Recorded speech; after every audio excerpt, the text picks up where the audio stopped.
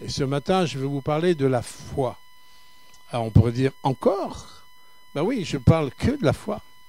Que de la foi en Jésus-Christ. Parce que si on n'a pas la foi en Jésus-Christ, on va vivre dans la culpabilité éternellement, avec nos péchés, avec des consciences qui nous tourmentent.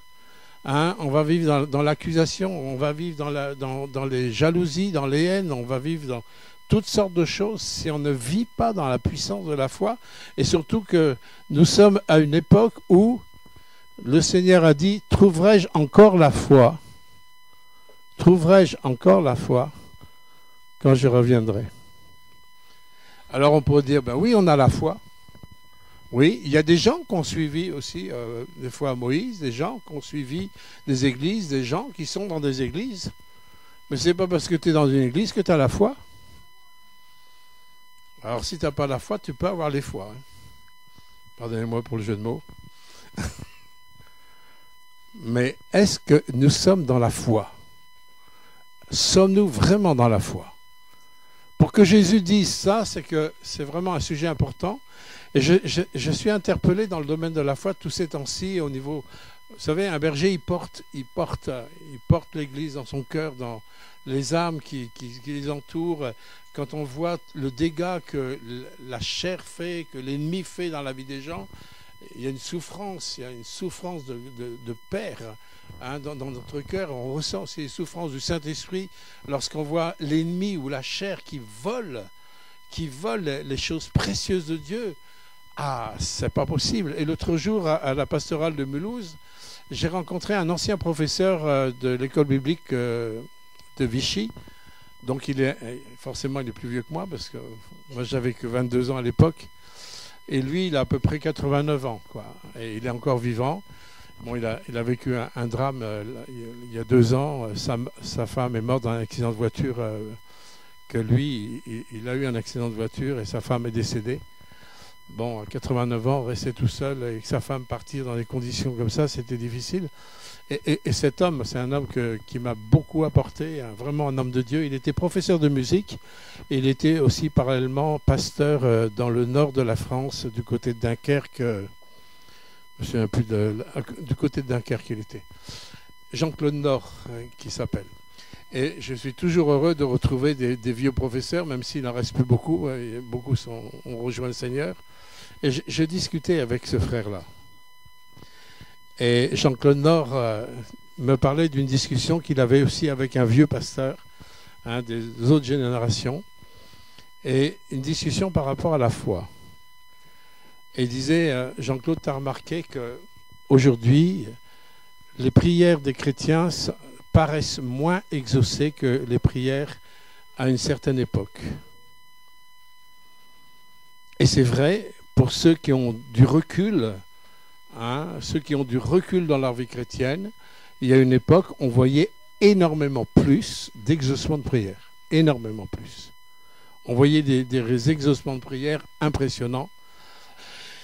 Je me souviens d'un enfant qui était noyé, qui était à la morgue dans un hôpital en Alsace, qui était mort, un fils de pasteur, où la communauté tzigane s'est mobilisée, s'est mise à prier, et le directeur de l'hôpital qui a voulu virer la communauté tzigane qui était en train de prier, et un des responsables tzigane dit non, Dieu va nous rendre notre fils. Et ils sont restés dans les couloirs à prier. Et à un moment donné, la main du fils a commencé à bouger. Il était mort. Et Dieu a ressuscité cet enfant, il avait 10 ans. Et tout le personnel médical a assisté, a vu ça. Vous voyez? Et c'est une époque où on voyait régulièrement hein, des miracles. On voyait vraiment la foi des chrétiens. Moi, j'ai vu une petite fille guérie de surdité, sourde et muette de naissance. Elle avait au moins 4-5 ans et en pleine réunion, Dieu lui a ouvert ses oreilles. C'était à Vichy, ça, à Pâques 76. Une femme qui avait sclérose en plaques. Ça faisait 4-5 ans qu'elle était dans son fauteuil roulant. Elle est venue en fauteuil roulant, elle est repartie en poussant son fauteuil roulant. Elle a marché devant 1000 personnes. Et je veux dire, et l'impact que la foi de cette génération avait un impact sur les difficultés, sur les montagnes, il y avait vraiment un impact. Aujourd'hui, on peut avoir une certaine foi, et je vais peut-être vous choquer avec ce que je dis, une certaine foi qui ne sert à rien.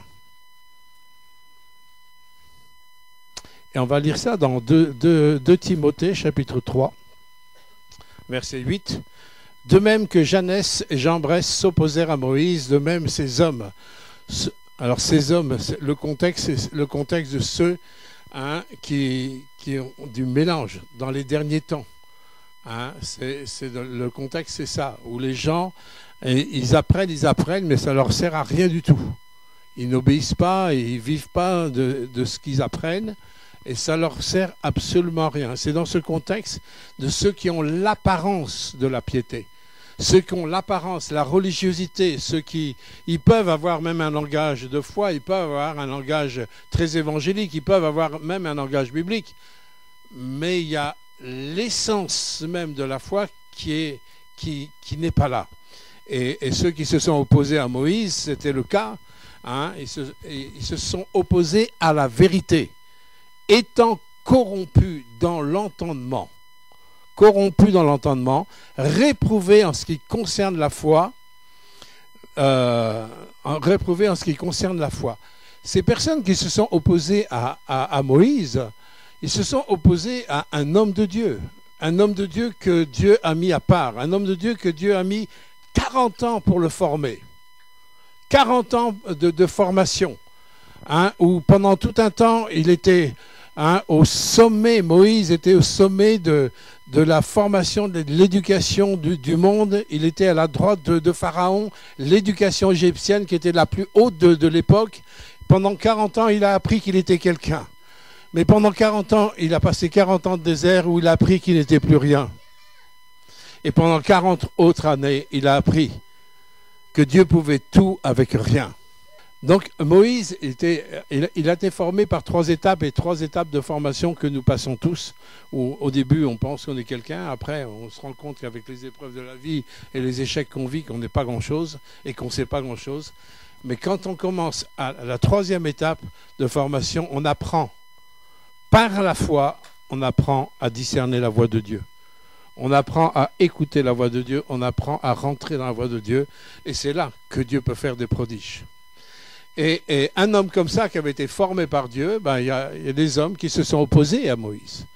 Et en fin de compte, ça a été difficile. Et comment se fait-il qu'on puisse s'opposer à un homme comme Moïse, qui était tellement rempli de Dieu, avec la pensée de Dieu, avec l'onction de Dieu? Comment se fait-il qu'on se soit opposé? Simplement parce qu'ils avaient l'apparence de la piété, ils étaient corrompus dans leur entendement. Et vous savez que l'état d'esprit de ce monde a pour but de corrompre l'entendement de l'Église de Jésus-Christ. L'ennemi s'infiltre à petite dose. Vous savez, c'est comme les grenouilles qu'on veut ébouillanter, on les met dans l'eau froide. Et petit à petit, on allume le feu doucement, on accélère, et l'eau chauffe, et petit à petit, l'eau, elle va ébouillanter les grenouilles, et les grenouilles, elles sont cuites, quoi. Vous comprenez? Et l'ennemi fait exactement la même chose. Au départ, les choses du monde nous choquent. Et après, il y a des théories, des pensées qui nous gèrent en disant oui, mais il faut être tolérant, il ne faut quand même pas être trop strict, il ne faut pas être trop rigide, il ne faut pas être trop ceci, il ne faut pas être trop cela. Alors, vous savez, on allume le feu petit à petit, on s'accoutume à des choses qu'on ne devrait jamais s'accoutumer. On s'habitue à des choses qu'on ne devrait jamais s'habituer. On accepte des choses qu'on ne devrait jamais accepter. Et petit à petit, notre entendement, l'entendement de l'Église, est vraiment pollué. Et cette pollution dans l'entendement des chrétiens font que les chrétiens peuvent se dresser contre la vérité. Alors que la vérité n'a qu'un seul but, c'est de nous affranchir. Vous voyez, il y a des foi qui ne servent à rien parfois. On pourrait venir dans n'importe quelle église en disant j'ai la foi, je suis croyant, je crois. C'est pas du tout, absolument pas un critère de cautionnement de Dieu dans ma vie. Alors, ce qui est intéressant, c'est quel est le critère du cautionnement? Alors, on sait, je vais en parler tout à l'heure, mais je vous le lis déjà à l'avance. Là, dans l'Épître aux Hébreux, au chapitre 11, verset 6, hein, il nous est dit qu'il est impossible de plaire à Dieu sans la foi. Impossible. Alors, quelles que soient tes bonnes actions, quel que soit ce que tu fais, quel que soit ce que tu ne fais pas, tu ne peux pas plaire à Dieu sans la graine de la foi, sans la puissance de la foi. Tu ne peux pas plaire à Dieu simplement avec ce que tu fais. Tu vas plaire à Dieu de ce qui découle de la foi. Dans la foi, il y a une puissance de vie.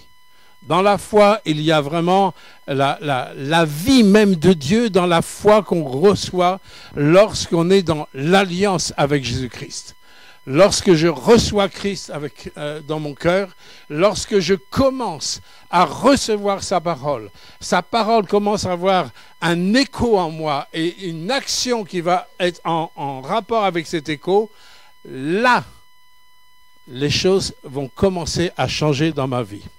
Nous avons un exemple où Dieu va être en admiration. Dans l'étonnement, Jésus va être étonné de la foi d'un centenier. Vous avez ça dans Matthieu 8, 5. Vous avez dans Matthieu 8, 5, vous avez un homme qui est un centenier, qui est un Romain, c'est pas un religieux, c'est rien du tout. C'est simplement un homme qui avait entendu parler de Jésus et qui croyait que Jésus était capable de venir au secours de son soldat, qui était gravement malade. Il vient vers Jésus. Hein, et Jésus lui dit, oui, je vais venir, je viens avec toi. Et ce centenier, je pense que la foi de ce centenier, hein, dans sa conscience, dit, mais non, tu ne peux pas venir chez moi.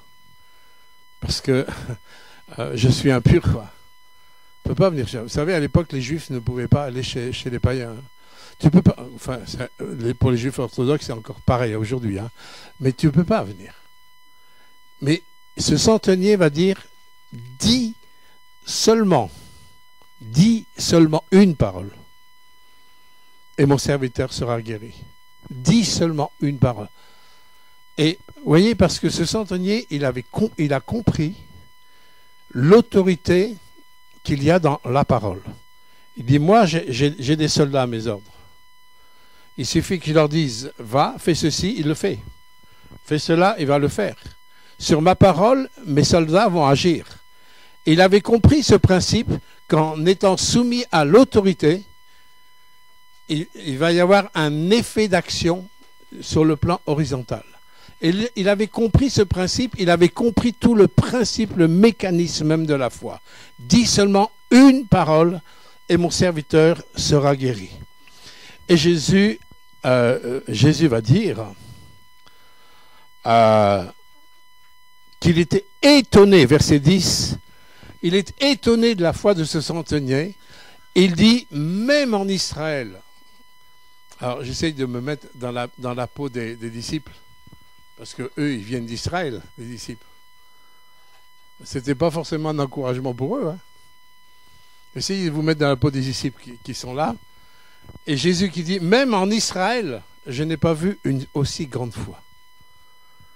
Et ça, c'est quelque chose qu'il nous faut quand même retenir, parce que c'est quand même pas rien que Jésus se permet de dire ça au milieu du peuple d'Israël, hein, face à un Romain, mais un Romain qui a compris l'essence de la foi, le principe même de la foi, le mécanisme même de la foi.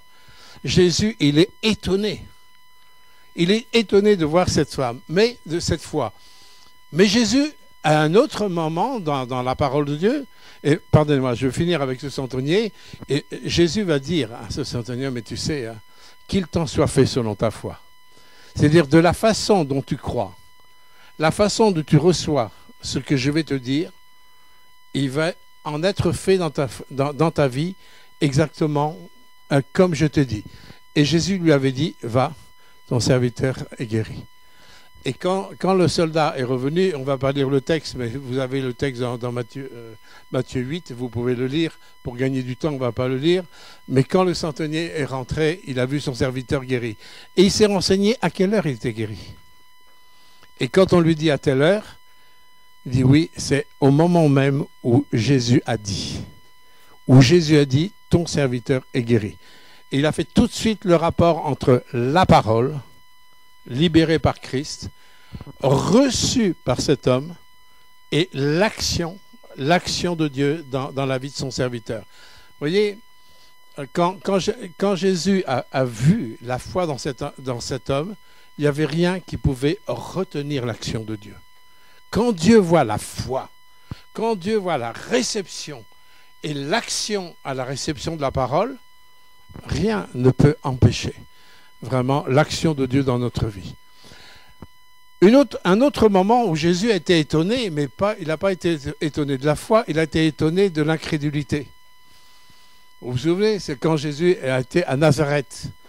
Et on a ça dans Marc chapitre 6, verset 5, où il est dit « Il ne put faire aucun miracle si ce n'est qu'il imposa les mains à quelques malades et les guérit. » Il s'étonnait de leur incrédulité. Jésus va à Nazareth. À Nazareth, il était connu. Si Jésus est né à Bethléem, il a vécu son enfance à Nazareth.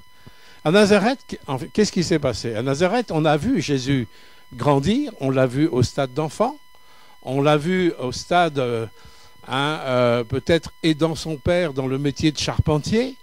On l'a vu jusqu'à l'âge de 30 ans, on a vu Jésus comme monsieur tout le monde.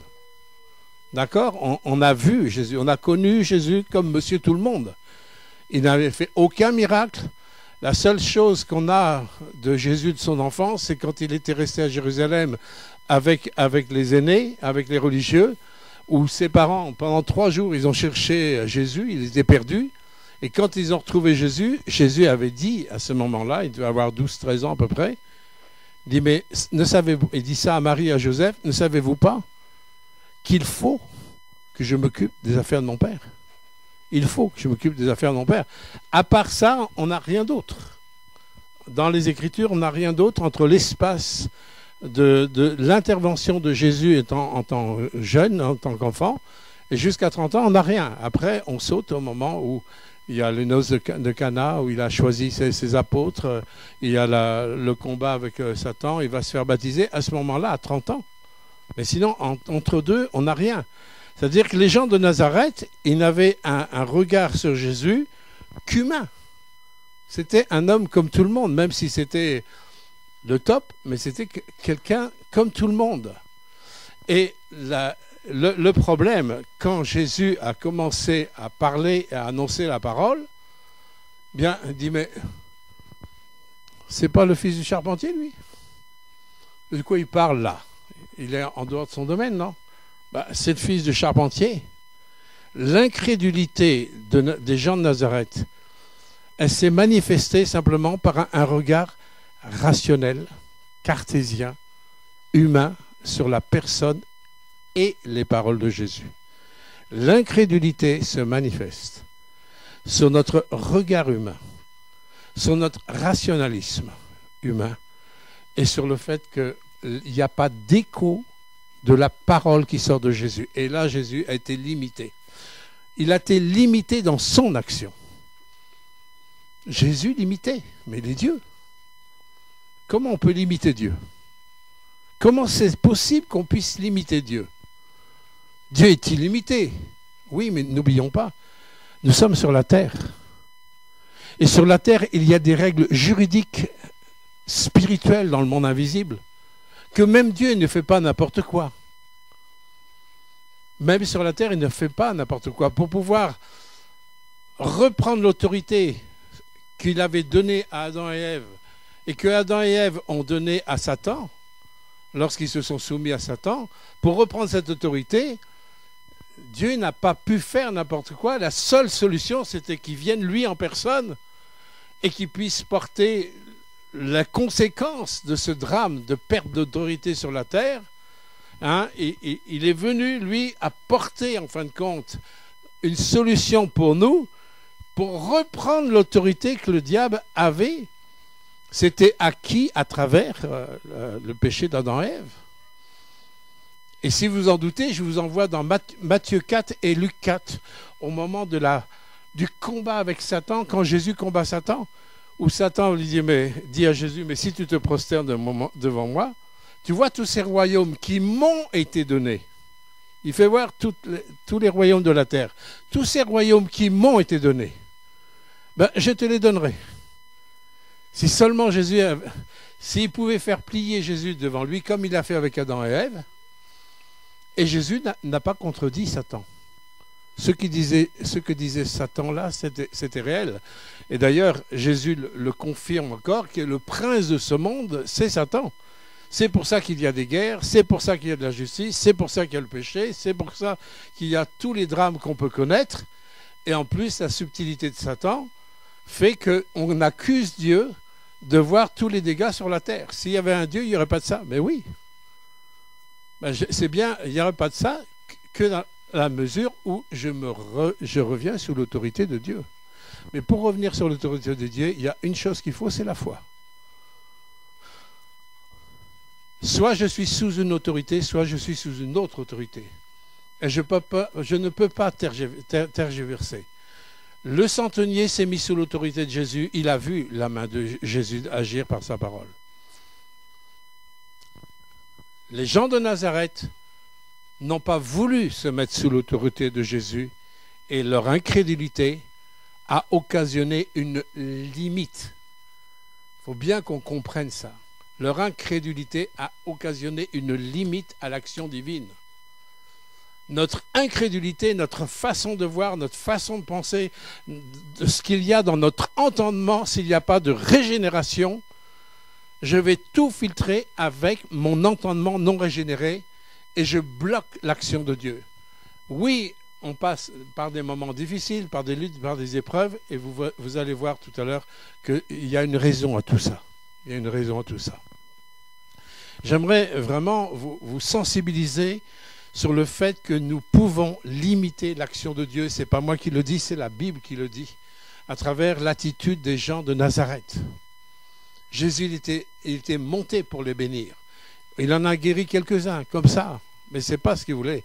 Son plan, ce n'était pas que de guérir quelques-uns, et que malgré la guérison de quelques-uns, ça n'a pas ouvert une dimension de réveil pour Nazareth. N'est-il pas le Fils de Dieu? Comment nous analysons les choses de Dieu? Comment nous analysons ce qui vient du royaume de Dieu? Jésus vient du royaume de Dieu. Comment je vois, je perçois, j'analyse avec mon entendement non régénéré? Ou alors avec une foi où je sais qui est Jésus? Le centenier savait qui il était, Jésus. Il savait que le seul secours pour son soldat qui était gravement malade, il savait que son seul secours, c'était ce Jésus. Que Jésus avait la puissance de libérer la vie. Le centenier n'a pas eu une approche comme les gens de Nazareth. Il n'a pas dit oui, c'est le fils du charpentier. Non, il reconnaissait en Jésus quelqu'un d'autre que quelqu'un d'humain. Vous comprenez? La façon dont tu vois Jésus, comment tu vois la personne de Jésus va te déterminer dans ta foi, dans ce que tu crois de sa parole. Tu peux très bien avoir un Jésus très religieux. Tu peux avoir le petit Jésus. Ça me rappelle une conversion dans les pays communistes. C'est Richard Van Brandt, pardonnez-moi, c'est une parenthèse, mais ça me rappelle ça, c'est dans le pays communiste, il y avait encore des églises qui n'étaient pas détruites. Et dans une église, je ne sais plus en quelle ville, il y avait un homme qui connaissait rien de la foi, mais il était dans une église et il y avait Marie avec le petit Jésus, comme ça. Et à côté, il y avait Jésus qui était en croix. Et en regardant, il ne connaissait rien de la Bible. Hein, il dit, tiens, c'est bizarre, une femme avec un bébé comme ça dans les bras. Et après, il regardait Jésus qui était sur la croix. Et l'homme se questionnait lui-même. Et le Saint-Esprit l'aidait à se questionner aussi. Hein. Et dit, mais c'est bizarre que Pourquoi on présente un bébé? Il y a tellement de bébés dans le monde. Mais pourquoi ce bébé-là? Et après, en regardant Jésus sur la croix, il me dit, si ça se trouve, s'ils sont à côté, c'est que ce Jésus sur la croix, très certainement, ça doit être ce bébé-là. Il a fait le lien entre le bébé qui était dans le bras de Marie et Jésus qui était donc sur la croix. Et en regardant la croix, Dieu a continué à travailler sa pensée. Il dit, mais s'il est exposé à la croix, c'est que très certainement, c'est un homme qui était juste. Parce que si cet homme n'était pas juste, il n'y a aucune raison qu'on l'expose comme ça dans un bâtiment. Et de fil en aiguille, il a été touché, convaincu de péché. Il a donné son cœur à Jésus dans un pays communiste, à l'époque de la persécution communiste. Ça, vous voyez, la façon dont je vais regarder Jésus, la façon dont comment Jésus m'est révélé, ça va déterminer beaucoup au niveau de ma foi. Hein? On ne peut pas venir dans une église en adhérant simplement aux valeurs chrétiennes, à des principes chrétiens. C'est déjà bien d'adhérer à des principes chrétiens parce que ça nous évite pas mal de choses.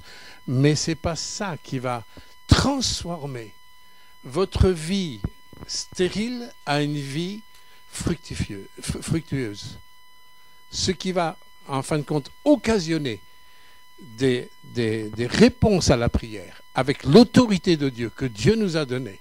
C'est la façon dont vous voyez la personne de Jésus, comment la personne de Jésus a pris une place dans votre cœur qui a touché votre entendement, qui a régénéré votre façon de penser, votre façon de regarder et votre façon de parler. On va aller dans la deuxième épître aux Corinthiens, chapitre 4, verset 13. Dieu veut voir dans son peuple un esprit de foi. Pas simplement la foi, mais tout un état d'esprit de foi. Voilà ce que Dieu dit. Et comme nous avons le même, c'est Paul qui parle, comme nous avons le même esprit de foi qui est exprimé dans cette parole de l'Écriture. Et quelle parole de l'Écriture? Voilà, j'ai cru. J'ai cru. C'est pourquoi j'ai parlé. Nous aussi, nous croyons. C'est pour ça que nous parlons. Vous voyez, il y a le lien dans la façon de croire, la façon dont je vais croire va déterminer ma façon de parler et forcément ma façon d'agir et de choisir. Il y a beaucoup de croyants qui ne sont pas des croyants. Je vous ai dit tout à l'heure. Croire, c'est recevoir. Je peux croire en quelque chose sans recevoir la chose. Croire, c'est me soumettre à ce que je crois. Vous voyez, donc croire, il y a une définition, on peut décortiquer le mot croire, parce qu'en fin de compte, nous croire, oui, je crois que le chocolat, c'est bon pour moi, oui, c'est bon. Ouais. Bon, parce que j'y crois, je le prends, c'est bon. Mais bon, ça ne va pas très loin. Hein. Mais croire dans la parole de Dieu, c'est vraiment, il y a la pensée de recevoir. Il y a la pensée de se soumettre à ce que je reçois. Dans le mot croire, il y a la pensée de soumission à ce que je reçois. Regardez à l'inverse, Adam et Ève, lorsqu'il y a eu cette confrontation avec Satan dans le jardin d'Éden, ils ont reçu le mensonge de l'ennemi. Ils l'ont reçu. Parce qu'ils l'ont reçu, ils se sont soumis. Et ce qui a engendré, en fin de compte, la domination de Satan sur l'homme, et forcément, l'autorité que Dieu avait donnée de l'homme a été transférée à Satan. Et du coup, Satan avait des droits sur la terre pour détruire la terre. Comprenez ça? Et vous voyez, c'est le même principe, aussi bien en négatif qu'en positif. Croire, c'est absolument recevoir. De quelle manière tu reçois la parole? Est-ce que la parole, elle te suit? Est-ce qu'elle te poursuit? Est-ce que tu l'acceptes et tu ouvres, en fin de compte, ton être intérieur, dire oui, Là, ça c'est ta parole, c'est la vérité. Je la reçois. La façon dont tu vas recevoir la parole va te changer dans le domaine de la foi. Regardez le centenier, je reviens au centenier. Il a reçu la parole de Jésus. Va, ton serviteur est guéri. Dis seulement une parole et mon serviteur sera guéri. Oui, ça c'était la foi qu'il avait. Et cette foi, Jésus, il a répondu à cette foi. Il a reçu la parole du Seigneur et il a vu. Et c'est là, c'est dans ce domaine que Dieu veut nous amener.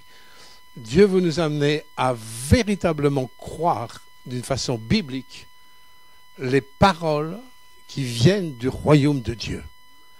Nous sommes tous nés du royaume des ténèbres, tous. Qu'on soit africain, qu'on soit de n'importe quelle nation, qu'on vienne de n'importe quel arrière-plan, nous sommes tous du royaume des ténèbres. Tous, sans exception. Pas un seul y a échappé. Et nous avons été éduqués, formés avec nos cultures qui sont aussi impactées par la pensée de l'ennemi. Nous avons été élevés, éduqués par nos cultures ambiantes, là où on se trouvait, et nous avons des repères et nous avons des mémoires. Nous avons la mémoire des faux repères. Des faux repères sur la sécurité. Qu'est-ce qui te donne la sécurité? La sécurité sociale, non? Qu'est-ce qui te donne la sécurité? Qu'est-ce qui est vraiment ta sécurité? C'est ton mari, c'est ta femme? Même si Dieu peut les utiliser, hein, mais la sécurité, c'est lui qui le donne. C'est lui qui est notre sécurité. C'est lui qui est notre force. Qu'est-ce qui est ta force aujourd'hui? C'est ce que tu connais? C'est ce qu'on t'a appris? Ou c'est lui en toi? Qu'est-ce qui est ta joie? Vous voyez, on a des critères. Si on veut définir la joie selon le royaume des ténèbres, on va définir, mais tout ce que Dieu dit au niveau des choses toutes simples de la terre, ça a une autre résonance quand ça vient du royaume. Parce que quand ça vient du royaume, il y a une communication de vie, de transformation, de métamorphose dans nos visions, dans notre façon de parler, et forcément avec le fruit qui en découle. Et il faut qu'on accepte. Suivre Jésus-Christ, c'est pas simplement de venir au culte tous les dimanches. Alors, le Seigneur veut absolument que nous apprenions à croire vraiment d'une façon biblique, surtout quand les choses arrivent.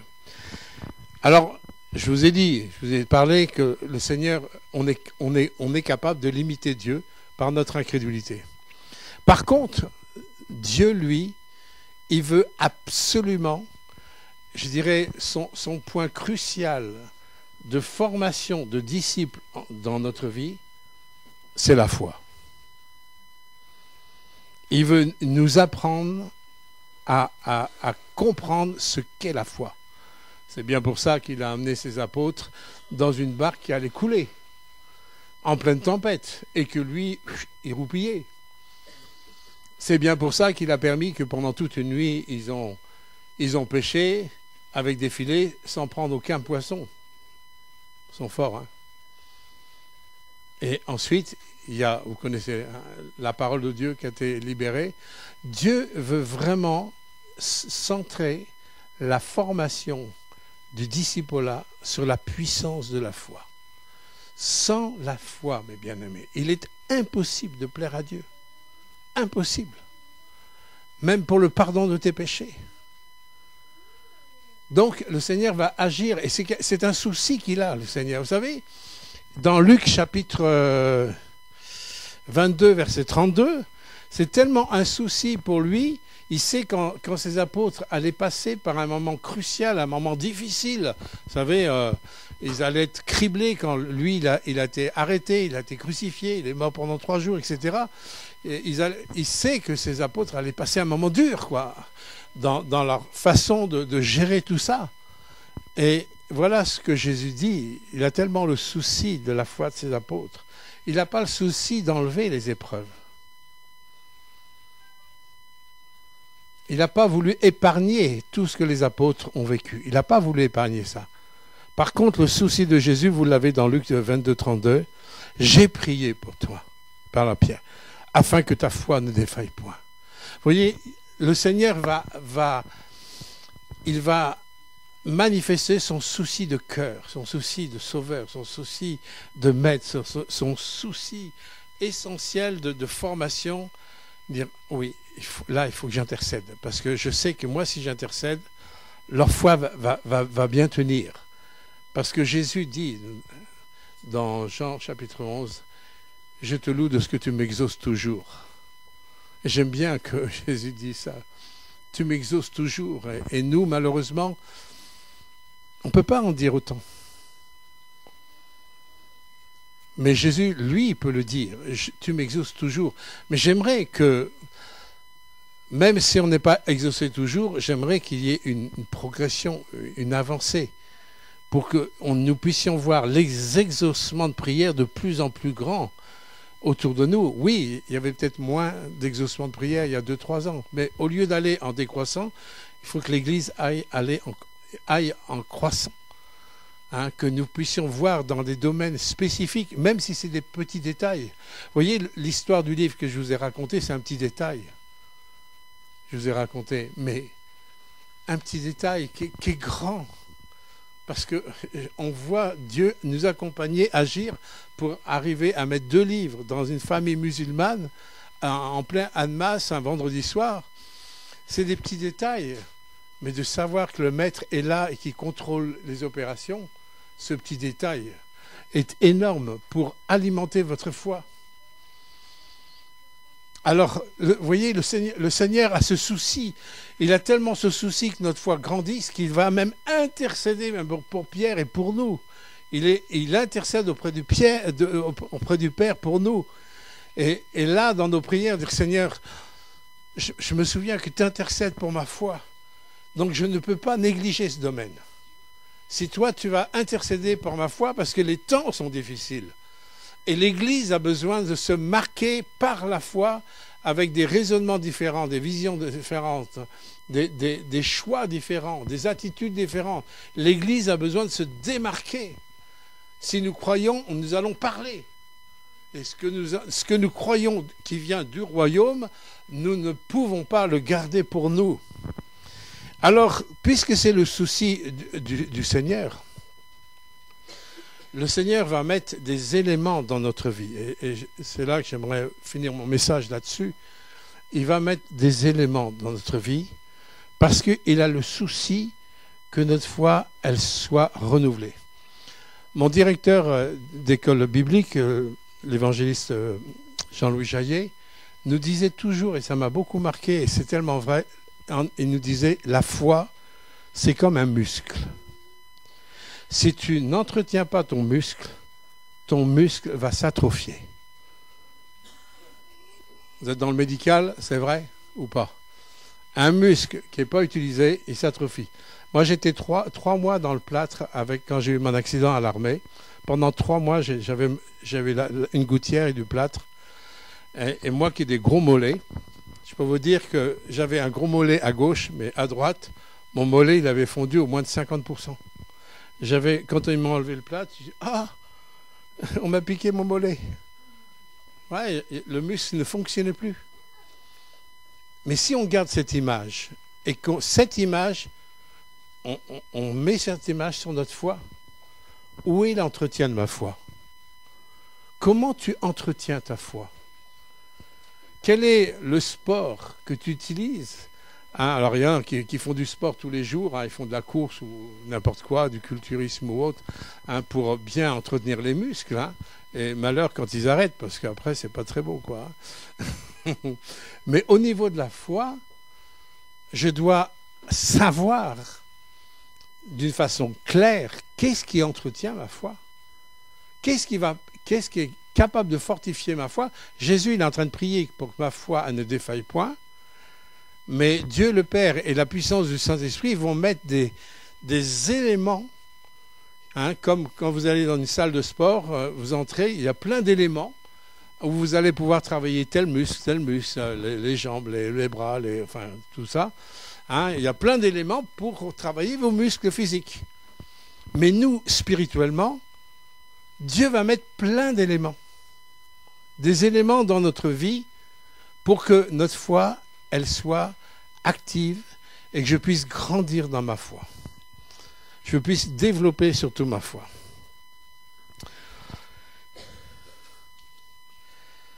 Alors, une des choses que Dieu va faire, va permettre dans ma vie. Alors, je sais que je vais en choquer certains, mais ce n'est pas grave. Vous pourrez me lapider après. Hein? Surtout ceux qui aiment l'évangile de la facilité. Vous n'allez pas forcément être d'accord, mais je ne suis pas là pour vous plaire. Je suis là pour plaire à la parole de Dieu et annoncer la parole de Dieu. Bien, le Seigneur va mettre des choses sur notre route pour que notre foi puisse grandir. Par exemple, la faiblesse. Ah bon, la faiblesse? Ah, moi, je pensais qu'un homme de foi, c'était, je sais pas, Rambo, quoi. Plein de muscles. Je pensais que c'était ça, l'homme de foi. Ah, je pensais que c'était peut-être Superman, je sais pas, où on a la réponse à tout, on va délivrer, sauver les gens. Je pensais que c'était ça. Non, non. Il va mettre d'abord la faiblesse. Regardez, pour amener Moïse dans la foi, je vous ai dit, il y a 3 étapes dans la vie de Moïse. Pendant la première étape de sa vie, les premiers 40 ans, oui, c'était un Rambo, quoi. Meilleure éducation, meilleure formation, meilleure école, hein, à la droite de Pharaon, dans la maison de Pharaon, avec la fille de Pharaon. C'était le top. Ouais, il avait tout ce qu'il fallait. Faut faire entrer Moïse dans la foi. Là, il faut qu'il rentre dans l'école de la foi. Bon, tout s'écroule en une journée. Par une gaffe où il a tué un soldat égyptien qui en voulait d'Israël. Par sa bonne volonté, par toutes ses grandes connaissances qu'il avait pendant 40 ans, il lui semblait que manifester la justice de Dieu, c'était tuer l'Égyptien qui manifestait une autorité sur un juif, quoi. Alors on dit, bon, moi, je suis le libérateur, je vais le tuer. Bon. Sauf que Dieu permet que son péché n'a pas pu rester caché longtemps. Il a dévoilé, il a eu peur, il est parti. Ce grand Moïse. Et là, c'est là que le cheminement de la faiblesse dans la vie de Moïse a commencé. Comment former quelqu'un au top de la foi en commençant par la faiblesse? Je vais te poser la question autrement. Comment veux-tu remplir une bouteille qui est déjà remplie? Mais remplie de quoi? On est rempli de quoi, nous? On est rempli par nos connaissances, on est rempli par nos expériences, on est rempli par d'autres choses. Mais est-ce que tu es rempli de la pensée de Dieu? Mais pour apprendre à être rempli de la pensée de Dieu, il faut bien que Dieu, il apprenne à te vider de toutes les autres pensées, de toutes les autres voix que tu as pu entendre de droite, de gauche, et qui sont des moyens d'incrédulité et d'opposition à l'action de Dieu. Il faut bien que Dieu te vide. Il faut qu'on accepte quand je suis dans une situation de faiblesse. Ce n'est pas une situation qui est parce que tu n'as pas la foi. C'est une situation où Dieu veut te faire grandir là, dans cette faiblesse. Il veut te faire grandir dans la foi. Dieu n'a-t-il pas dit à travers Paul, est-ce que c'est dans ma faiblesse que s'accomplit la puissance de Dieu? Enfin, vous avez la même Bible que moi, non?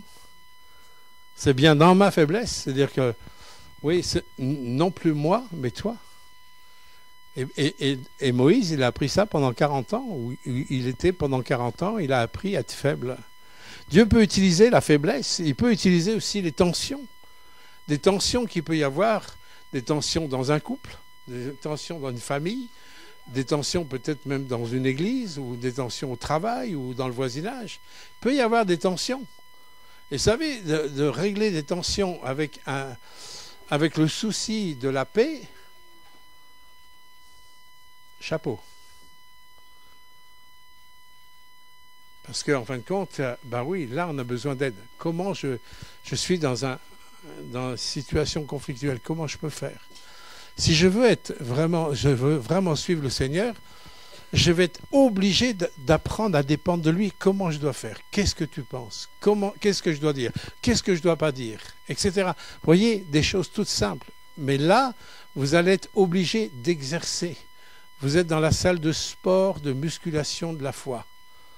dans un conflit, pensez, vous entrez dans la salle de sport pour votre foi.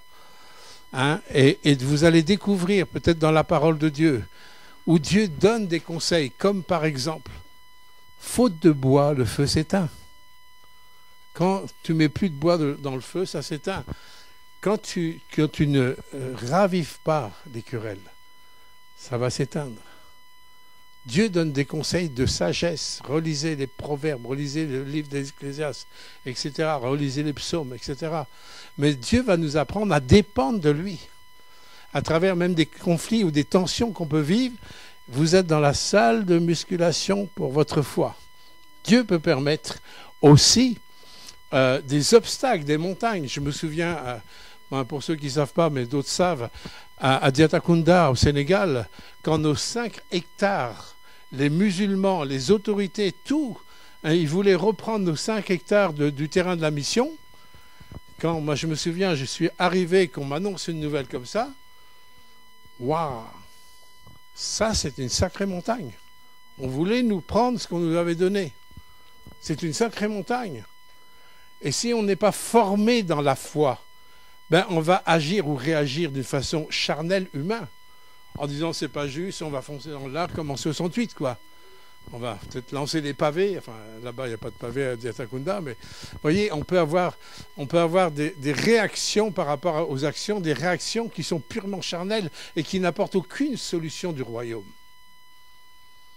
Mais l'obstacle, la montagne qui était devant nous, nous a permis, elle était tellement grande celle-là qu'on ne savait pas comment faire. Mais c'est bien de ne pas savoir. C'est une bénédiction de Dieu, mes bien-aimés, de ne pas savoir. Parce qu'on va aller auprès de celui qui sait. Il n'y en a qu'un qui sait, il n'y en a qu'un qui a tous les paramètres. Il n'y en a qu'un qui voit vraiment les choses de façon précise. Il n'y en a qu'un qui peut apporter la solution du royaume. On s'est soumis à ce qu'il nous a dit et le Seigneur, il a fait le miracle. On a avancé avec ce qu'il nous a dit et la montagne s'est aplanie. Vous voyez? Et du coup, on ressort avec une foi fortifiée. Même si avant de voir la montagne, c'est pas simple, parce qu'on doit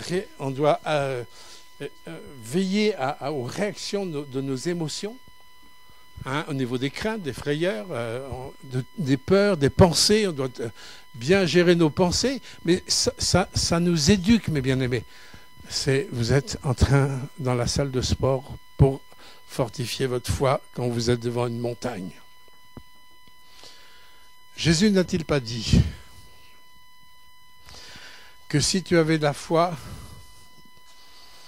grande comme un grain de sénévé, un grain de sénévé, c'est une graine de moutarde qui est toute petite. Vous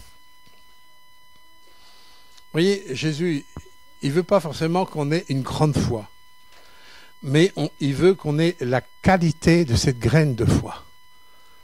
L'esprit de foi va venir de cette graine. Si tu as de la foi grande comme un grain de sénévé, c'est intéressant de dire, ben oui, il dit, tu diras à cette montagne, ôte-toi de là, elle se jettera dans la mer. À Diatakunda, c'est ce qu'on a fait, on a vu la montagne. Alors je ne sais pas si elle s'est jetée dans la mer, mais elle a disparu dans tous les cas, vous voyez. Mais c'est cette foi qui vient de cette graine de moutarde, qui est libérée, et qui va permettre de voir le miracle, de vivre le miracle, de vivre les exaucements de prière. Parce que là, je suis bien connecté au bon courant. Jésus dit, il ne te demande pas d'avoir une grande foi. Il te demande d'avoir la foi de Dieu. Celle qui vient de cette graine, cette petite graine, hein, où lui, il est venu comme une semence. Il a semé en nous sa vie. Et dans sa vie, il y a cette semence. Oh, je peux pas, je vois le temps. On ne peut pas arrêter les pendules, non? Il faut savoir aussi que chaque épreuve qui arrive dans notre vie, chaque épreuve, n'est pas là pour nous faire du mal. Si vous avez dans votre foi la vision que votre vie, elle est bien positionnée dans la main de Dieu, si vous êtes dans l'alliance avec Dieu, si vraiment vous avez donné votre vie à Dieu, et que votre vie, comme il dit, il apprend. Je ne mets pas dehors celui qui vient à moi. Ça, c'est Jésus qui le dit. Votre vie, elle est dans sa main. Ça veut dire que personne ne peut vous ôter de sa main. Sauf vous, vous pouvez vous retirer de sa main. Quand vous êtes dans le principe de l'incrédulité, c'est comme si vous vous dégagez de sa main. Mais si vous restez, quels que soient les événements qui sont autour de vous, quelle que soit l'intensité des épreuves, quel que soit ce qui vous déboussole, qui vous fait peur, si vous restez avec votre vision que votre vie, elle est dans la main de Dieu, je peux vous dire, tôt ou tard, vous allez voir le fruit de ce partenariat avec lui, de votre confiance que vous lui mettez, vous allez voir que les choses vont se déplacer aussi. Dans une épreuve, vous avez aussi une opportunité pour aller dans la salle de sport, pour travailler vos muscles de foi. C'est pour ça que combien de fois je vous ai dit parfois, je vous ai dit que Dieu nous éduque à travers notre quotidien. C'est à travers notre quotidien, mais quand il nous éduque, c'est un peu compliqué pour nous parce qu'on ne comprend pas tout de suite dans la raison. Et c'est pour ça qu'il nous faut revenir à sa parole. Et c'est sa parole qui est reçue qui va nous aider à agir et réagir en fonction de sa parole. La foi, elle va nous permettre de rendre la grâce accessible. Je redis cette phrase. La grâce va nous permettre de rendre la grâce de Dieu accessible. Ah ouais, on pensait que par la grâce, on a la foi. Non, c'est l'inverse. C'est parce que j'ai choisi d'avoir la foi que je vais découvrir la grâce. Vous voyez? Et je vous lis le texte sur lequel je m'appuie pour vous dire ça. Je ne vous dis pas ça de ma propre personne. Romains chapitre 1, verset 5. Non, chapitre 5, verset 1. Étant donc justifié par la foi. Donc j'ai reçu. J'ai reçu Christ et j'ai reçu Jésus. Nous avons la paix avec Dieu par notre Seigneur Jésus-Christ, à qui nous devons d'avoir eu par la foi accès à cette grâce. Quand je commence à croire sa parole, si je viens à Christ, c'est parce que je crois qu'il est mort sur la croix pour moi. Je crois au message de l'Évangile. Je reçois le message de l'Évangile et je découvre dans ce pactole, oui, il y a une grâce qui est agissante. Je la découvre qu'après. Quand j'agis selon une directive de Dieu, devant un obstacle quelconque, je vais découvrir la grâce de Dieu dans les choses impossibles. Je vais prendre un exemple, je reviens sur Moïse. L'exemple, quand le peuple faisait pression sur lui, il était devant une mer rouge fermée, avec les soldats de Pharaon derrière, qui étaient là pour les poursuivre, avec un mur de feu qui les séparait. Mais quand Moïse, il était tout seul, face à un sacré obstacle, c'était pire qu'à Diatakunda, et avec tout d'un coup le peuple qui commençait à manifester ses craintes, ses angoisses, oui, tu nous as emmenés là, on va mourir, tout ça, dit, regardez la grande délivrance que l'Éternel va vous donner. Ces soldats que vous voyez, cette arme que vous voyez, demain vous ne la verrez plus. Comment Moïse il a pu dire ça? Comment il a pu dire ça? Il a dit ça parce qu'il était vide de lui-même, ce qui lui a donné de percevoir la pensée de Dieu, la parole de Dieu. J'ai cru, donc j'ai parlé. Moïse a cru, donc ensuite il a parlé au peuple. Cette armée que vous voyez là, aujourd'hui, demain vous ne la verrez plus. Et il a levé son bâton et la mer rouge s'est ouverte. Un truc sans précédent. Une mer, ça ne s'ouvre pas. En général, l'eau ne peut pas se tenir verticale comme des murs. C'est pas possible.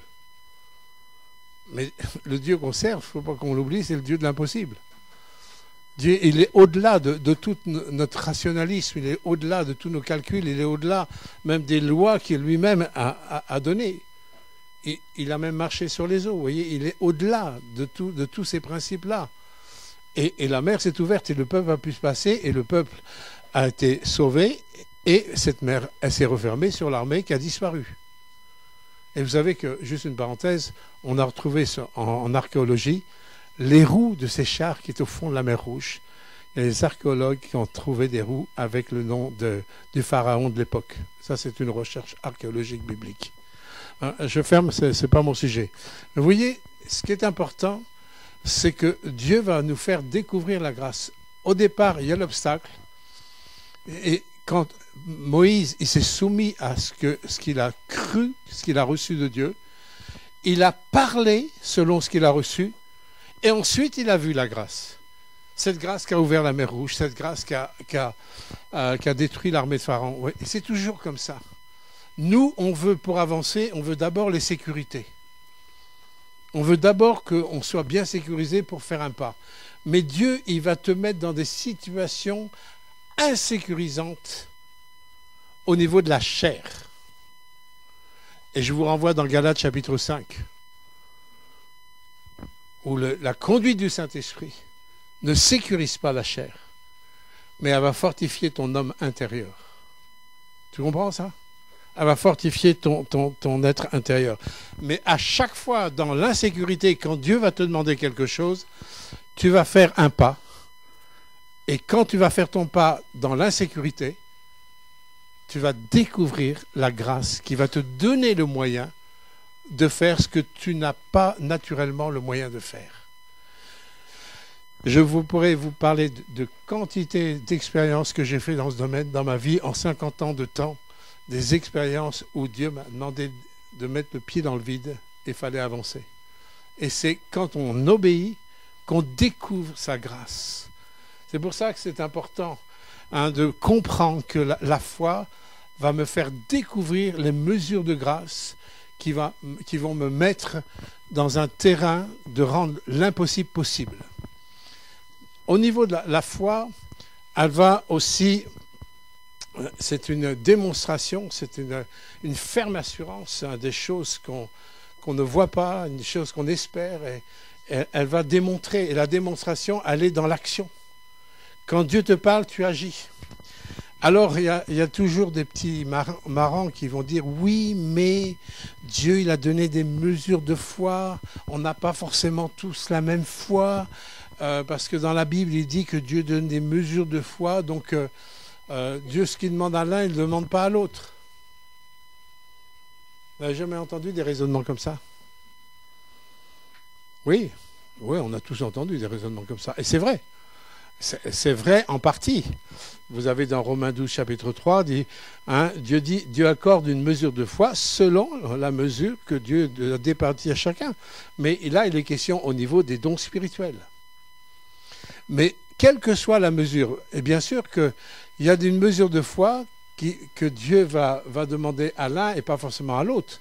Mais même, je dirais, la plus petite, si tu as reçu la plus petite mesure de foi qui soit, elle est toute suffisante pour accomplir ce qu'il te demande. Cette mesure de foi que tu as, même si tu as la plus petite mesure de foi, entre guillemets, parce que ça ne fonctionne pas comme ça, mais si tu as même la plus petite mesure de foi, si tu sais semer cette mesure, tu vas voir que ce que tu as va s'accomplir. Et Dieu, il va te permettre à chaque fois, parce que chaque challenge va être une opportunité de grandir dans la foi. J'ai découvert que ce que j'ai vécu dans les 10 premières années de ma conversion, ça a été comme des fondations, des fondements pour consolider ce que Dieu allait me demander plus tard. Et ainsi de suite, tout au long des années, ça a toujours été comme ça. Et ce qu'on vit, ça va toujours nous emmener plus loin et plus loin et plus loin, de progrès en progrès et de victoire en victoire. Autre chose, au niveau de la foi, dans 1 Jean 5,4, il est important de bien comprendre le défi que nous avons en tant qu'Église, de marcher dans la pureté, dans la sainteté, dans la droiture, dans la vérité, dans l'amour, dans un monde qui marche à l'envers de tout ça. C'est un challenge. Est-ce qu'on va faire comme les autres ou est-ce qu'on va continuer à marcher dans ce que Dieu nous demande? Mais le Seigneur nous donne une parole dans la première épître de Jean, chapitre 5, verset 4. La victoire qui triomphe de ce monde, c'est notre foi. Notre foi, elle triomphe sur le monde et sur le péché. Notre foi va triompher sur l'état d'esprit de ce monde. Notre foi va triompher sur la puissance du péché qui est dans ce monde. Mais si je ne vais pas dans la salle de sport pour fortifier ma foi, devant certaines séductions, certaines philosophies de vie, hein, moi je peux dire, hein, si je ne fais pas attention, je peux vous dire, il va y avoir des conséquences. Et c'est pour ça que je dois aller dans la salle de sport pour fortifier ma foi. Enfin, vous comprenez l'image, hein, pour que ma foi soit fortifiée, pour que je résiste à certaines mentalités. Regardez, moi, je vous ai toujours dit que j'étais dans la mentalité de 68, ni Dieu ni maître interdit d'interdire. Vous voyez, c'est un slogan, c'est une pensée, hein, et des milliers de personnes ont adhéré à cette pensée en 1968. Mais 50 ans plus tard, même plus de 50 ans plus tard, on voit quoi? Que ce slogan qui a été semé dans la société, hein, non seulement en France, mais dans le monde, ce slogan de 68, on en voit les effets 50 ans après. Vous voyez, ce n'est pas innocent. Et il y a des mentalités, il y a des raisonnements, il y a des philosophies que nous ne devons pas accepter parce qu'elles vont à l'encontre, justement, de la foi. Et nous avons besoin de nous laisser fortifier, conduire pour pouvoir résister. C'est notre foi qui va triompher de ce monde et du péché. Alors, d'autres éléments que Dieu aussi nous donne, des enseignements tout simples. Quand il nous dit, par exemple, « Soyez en paix » avec chacun, autant que cela dépende de vous. Ouais. C'est simple. Ne croyez pas qu'on n'a pas besoin de foi pour être en paix avec tout le monde. Quand il dit « Soyez dans la joie », ouais, ok, ouais. Mais avec des fois ce qu'on vit, oui, mais Dieu nous demande d'être dans la joie. La joie est une obéissance. C'est une obéissance, et c'est souvent dit avec un impératif. Vous voyez, comme on n'a pas à discuter, c'est le maître qui dit. C'est Jésus qui dit. On n'a pas à discuter. Quand il dit « aimez vos ennemis », ah, c'est facile, hein. Vous voyez, il nous lance des défis, il va nous lancer des éléments. Tout ça, c'est autant de matériaux dans la salle de sport pour fortifier ma foi, parce qu'il me met devant des murs d'impossibilité. Ma chair, elle me bloque. Ma nature humaine me bloque. Mais c'est bien. Du coup, je me référenciais à celui qui me demande. Il y a tout le moment de ça, mais toi, Seigneur, moi, je peux pas. Ça coince. Je peux pas. Ça va développer votre foi, votre dépendance, votre obéissance. Et votre foi, si vous voulez vraiment obéir, eh bien, vous allez apprendre à vous soumettre de plus en plus. Et vous allez grandir dans la foi. Et vous allez voir quoi? Comme je vous l'ai dit tout à l'heure, vous allez voir sa grâce qui va vous aider dans les éléments dont je vous parle. Hein, quand il dit « Soyez reconnaissants en toutes choses », la reconnaissance, ça ne court pas les rues. Hein. Vous avez remarqué, hein? Mais là, en plus, Dieu dit « en toutes choses ». Ben, là aussi, pour vivre ça, on a besoin. Si je veux dire « Seigneur, je t'aime », d'accord? Mais si tu aimes le Seigneur, tu obéis à lui. Si tu l'aimes, tu te soumets. Dire « Moi, je veux me soumettre à ça, mais je ne peux pas ». Ben oui, ben moi, je sais que tu ne peux pas. C'est bien pour ça que tu as besoin de moi. Il te répondra. C'est bien pour ça que tu as besoin de moi. Je sais bien que tu ne peux pas. Mais n'oublie pas, moi je l'ai dit, sans moi, tu ne peux rien faire. C'est normal que tu ne puisses pas, mais tu vas rester sur cette confession-là. Je ne peux pas. Ou alors tu vas confesser, dire, oui, avec toi, je peux faire des prodiges. Avec toi, je peux traverser, etc., etc. Et je voudrais terminer sur quelque chose aussi, sur ce qui nous bloque parfois au niveau de la foi, c'est la notion du timing, du temps. Quand Dieu apparemment tarde à répondre. Et nous, on passe par une épreuve aussi où on a l'impression que Dieu tarde pour répondre avec les épreuves qu'on vit. Vous avez, on ne va pas le lire, mais je vous renvoie dans l'histoire de Jean, chapitre 11, que vous pourrez lire chez vous. Vous voyez, Marthe, Marie et Lazare, c'était 3 amis proches de Jésus. Il est dit dans la Bible que souvent Jésus s'arrêtait à Béthanie. Et Béthanie, c'était là où habitaient Marie, Marthe et Lazare. Ils étaient des proches. Et ces proches-là, ils ont eu leur frère qui est tombé gravement malade. Et ils ont fait savoir à Jésus, dire, viens vite, car ton ami est malade, est gravement malade. Viens vite. Ils savaient que Jésus guérissait les malades. Ils ont forcément fait appel à Jésus. Leur foi a été bien dirigée là. Hein, ils avaient une foi dans la guérison, ok. Mais cette foi dans la guérison en Christ, le Seigneur a voulu amplifier, faire grandir cette foi-là. Il l'a fait grandir comment? En ne répondant pas tout de suite à la demande de venir, une demande urgente. Ton ami est gravement malade. Il a attendu 2 jours, Jésus. Quand c'est urgent, on n'attend pas 2 jours. Si le SAMU attend 2 jours pour venir vous chercher, vous serez en droit de porter une plainte. Jésus, il a attendu 2 jours. Si la promesse tarde, attends-la, car elle s'accomplira sûrement. Mais elle peut s'accomplir à un autre niveau que vous pouvez imaginer. Et Jésus, il voulait faire accomplir cette promesse, mais à un autre niveau.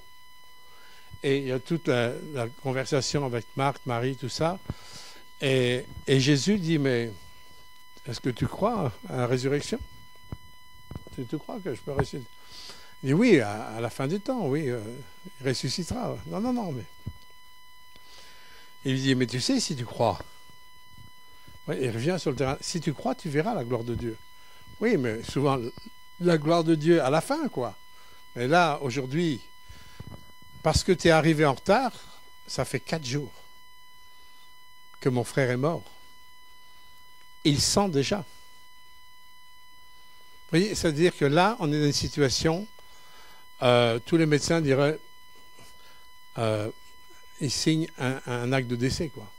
Quand ton corps commence à pourrir, je crois que c'est un acte de décès, d'accord? Qu'est-ce que Jésus va dire? Il va dire devant Marthe, ôtez la pierre. La pierre, c'est cette pierre où Marthe était focalisée, dire c'est trop tard. Il est mort, il sent. Et d'ailleurs, le tombeau est fermé, il y a une pierre. C'est trop tard. Mais pour Jésus, il n'est jamais trop tard. Le trop tard de votre entendement, de vos sens, de vos peurs, de vos frayeurs, le trop tard n'appartient pas à la notion du royaume. Et il n'y a pas de trop tard pour Dieu, parce que la Bible dit que Dieu fait toutes choses parfaites en son temps. Et son temps n'est pas le nôtre, et son temps fait partie de sa volonté. En décalage avec le nôtre. Et que notre foi puisse vraiment se développer dans le fait, dans l'attente, que Dieu ne se trompe pas et il n'y a pas d'erreur dans les timings, même selon mes impressions. Oui, c'est trop tard, la pierre est là. Mais Jésus dit, ôtez la pierre.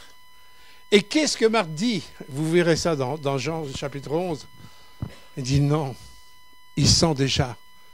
Vous voyez, la remarque de Marthe, c'est la remarque que nous on fait. C'est exactement la même remarque que les gens de Nazareth. C'est le fils du charpentier. Il regarde l'évidence. Il regarde la logique. Il regarde des faits. Les faits, c'était que Jésus était fils de charpentier. Mais il ne regarde pas dans l'esprit qu'il était fils de Dieu. Vous voyez, et elle regarde les faits. Les faits, c'est que c'était trop tard. Les faits, c'est qu'il était mort. Les faits, c'est qu'il était en train de rentrer en putréfaction. Les faits sont là. Et c'est là que notre foi, elle risque de s'arrêter, là.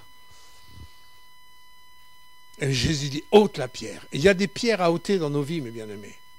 Je ne sais pas quelles sont les pierres. Mais Jésus, lui, il a ôté vos pierres. Mais nous, est-ce qu'on a encore un regard sur la mort qui est à l'intérieur? Est-ce qu'on a ce regard-là? Est-ce qu'on a le regard sur la mort de certaines promesses, sur certains appels, sur certaines choses que Dieu nous a dites? Est-ce qu'on le regarde comme mort, c'est fini, c'est trop tard? Ou est-ce que, oui, je vais voir sortir ce que Jésus m'a promis? Et une dimension de foi supérieure à ce qui était précédemment. Si tu crois, tu verras. Si tu crois, tu verras. Croire, c'est recevoir. Croire, c'est agir par rapport à ce que j'ai reçu. Et tu vas découvrir sa grâce pour accomplir la volonté de Dieu dans ta vie. Amen. Que Dieu fortifie votre foi. Que nous soyons encouragés dans la foi. Que dans la semaine qui vient, demandez au Saint-Esprit dans vos cultes personnels. Il faut que vos cultes personnels ils servent à rentrer dans la salle de sport. Hein, pour vos cultes personnels, moi je me souviens quand Arnaud a eu son concert, il avait reçu une parole de Dieu dans un culte personnel, c'est dans ta lecture biblique le matin, où le Seigneur lui disait, tu me reprends si je me trompe, je serai avec toi sur ton lit de souffrance. Et il n'a pas compris, mais voilà, c'est ça. Hein. Il n'a pas compris au départ ce que ça voulait dire. Mais il a très vite compris quand il avait été diagnostiqué cancéreux et toute l'étape qu'il a vécue et que le Seigneur l'a relevé aujourd'hui. Vous voyez, la foi, elle va reposer sur quelque chose que vous avez reçu de Dieu. Faites attention quand vous lisez la Bible. Ne lisez pas la Bible vite. Ne lisez pas la Bible comme un livre. Lisez la Bible comme une ouverture du cœur de votre Père qui est en train de vous parler. Ce n'est pas la même chose. Quand vous lisez votre Bible, ne la lisez pas vite. Lisez-la avec le Saint-Esprit, en collaboration avec le Saint-Esprit. C'est lui qui l'a inspiré aux hommes. Quand vous lisez la Bible, questionnez le Saint-Esprit. Tiens, Seigneur, il y a ça. Et à un moment donné, en lisant votre parole, il y a quelque chose que Dieu va toucher là dans le fond intérieur. Surtout, ne perdez pas ça. Si vous avez un cahier, notez-le. Notez avec même des dates. Moi, j'avais noté en octobre 1973, quelques mois après ma conversion, que Dieu m'enverrait dans les nations. Jamais j'aurais pu penser d'aller dans les nations comme je suis allé depuis des années. Jamais. À cette époque-là, ça n'avait aucun sens. Vous comprenez? Ça n'avait aucun sens. Mais quand Dieu parle, il veille sur sa parole pour l'exécuter. Et serrez sa parole sur votre cœur. Méditez-la, dire Seigneur, ça me touche. Je ne sais pas pourquoi. Ta raison, elle n'a pas besoin de savoir tout de suite le pourquoi. Laisse le fait que ta raison veuille savoir. Dire Seigneur, je sais que tu m'as parlé, je ne sais pas vraiment pourquoi, mais comme je sais que c'est toi, je vais la repasser, je vais la relever, je vais prier pour, etc. Et vous allez voir que cette semence, petit à petit, vous allez l'arroser. Et cette semence, ça va grandir. Et tout d'un coup, heureusement que tu m'as donné cette parole-là. Ça va vous porter dans la foi. Et vous allez voir des manifestations surnaturelles dans votre vie. Amen. Je te remercie, Père, de tout mon cœur, de ce que tu es un papa qui éduque ses enfants dans la foi. Tu as éduqué Moïse et tant d'autres. Et ce même souci d'éducation, tu l'as pour chacune de nos vies.